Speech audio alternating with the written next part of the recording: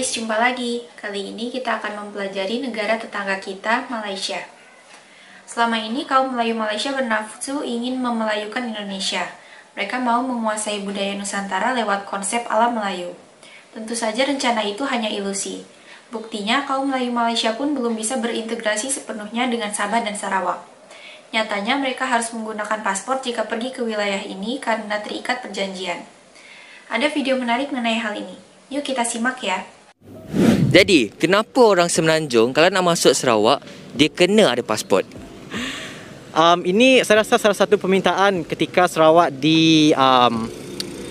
diajak untuk membentuk Malaysia pada tahun 1963 di dalam 18 poin yang dirunding bersama dengan pemimpin di Tanah Melayu ketika itu. Salah satunya adalah memberikan kebebasan untuk mengawal imigresen. Sebab pada ketika itu kadar ekonomi di Sarawak dan di Semenanjung ni berbeza. Sarawak ketinggalan pada ketika itu, jadi untuk mengawal berlakunya imigrasi secara besar-besaran, sebab itulah diberikan satu kawalan yang berada di luar Sarawak. Masuk Sarawak perlu ada pasport. Wish, jawapan dia memang terbaik. Okey, saya nak tanyalah, kenapa orang Semenanjung Malaysia nak masuk Sarawak kena ada pasport? Saya rasa sebab Sarawak ni macam dia ada rule sendiri. Sebab saya nak masuk Lancung pun macam dia punya prosedur pun susah sikit.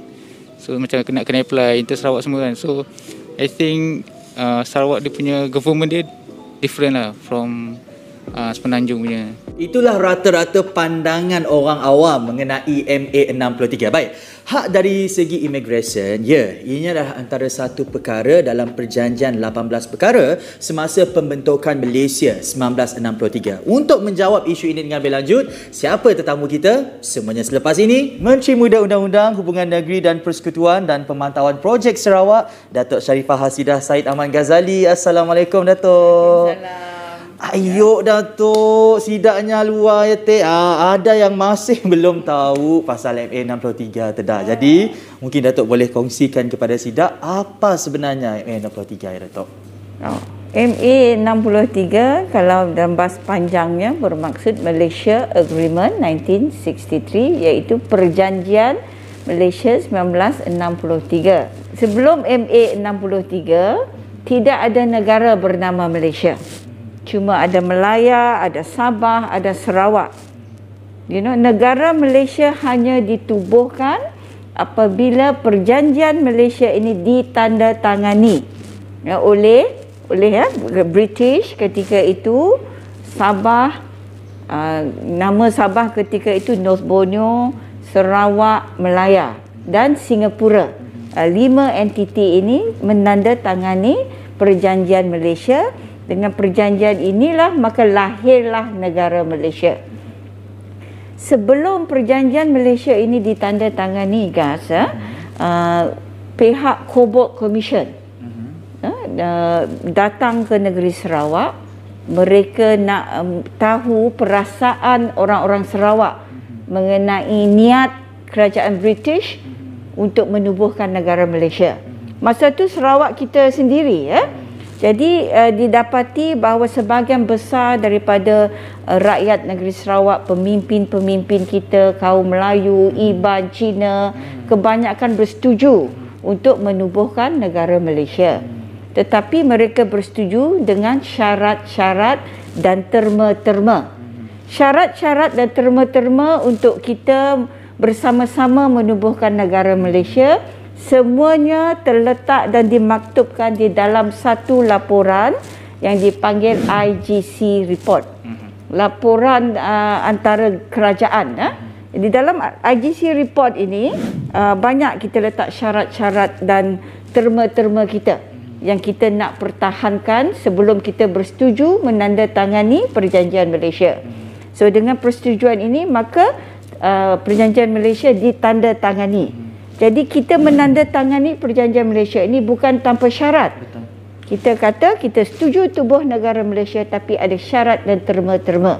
Dan kalau kita lihat sebab itu kalau kita tengok perjanjian Malaysia ni, dia mesti kita baca bersama dokumen-dokumen yang harus dibaca bersama dengan perjanjian Malaysia adalah tadi IGC report, Perlembagaan Persekutuan dan Malaysia, Akta Malaysia.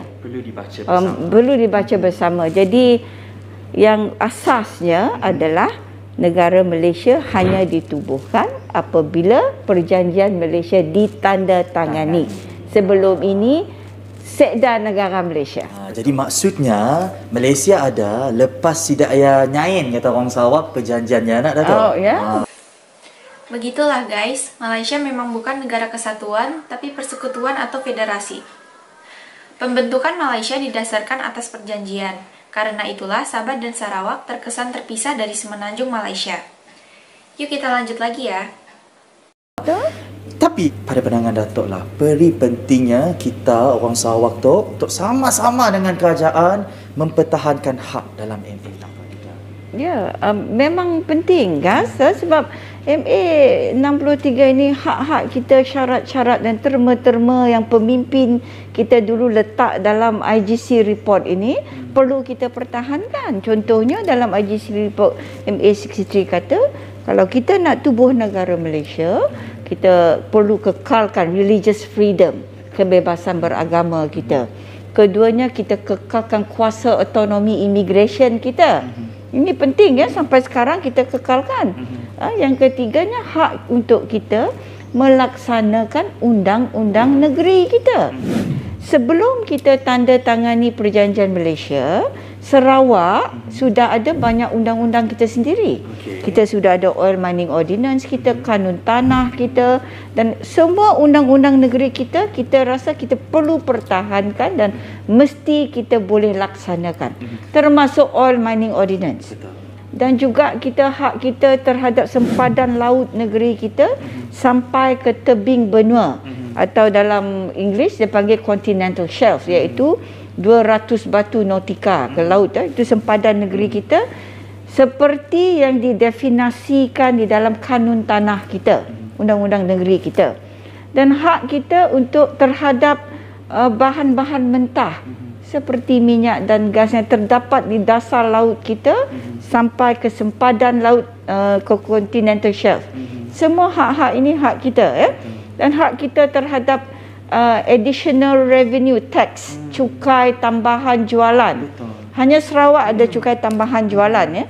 Sebab itu kita kenakan 5% cukai jualan terhadap barang petroleum, komoditi petroleum. Dan banyak lagi hak-hak kita yang termaktub di dalam IGC report. Okey. Kenapa perlukan pasport nak masuk Sarawak, Dato'? Lebih-lebih lagi dari Semenanjung pun kita dengar jugalah suara sidaknya, why we need the passport? Sebab bila kita nak pergi ke Sinun, saya dah perlu pasport. Mungkin ini biasa kita dengar. Mungkin kali ini pencerahannya dari Dato' sendiri. Sebab ini merupakan salah satu daripada syarat utama kita menubuhkan negara Malaysia. Dan apabila dia syaratnya kita kena laksanakan dan bukannya kita menghalang ya, cumanya kalau nak masuk ni kena ada persetujuan kita lah nak masuk, tapi kita tak halang siapa-siapa, everybody can come in kan. Tapi ini merupakan hak kita, dan apa yang hak tu kita patut laksanakan. Begitulah guys perjanjian pembentukan negara Malaysia. Beberapa poin dalam perjanjian sering pula jadi perdebatan dalam pelaksanaannya.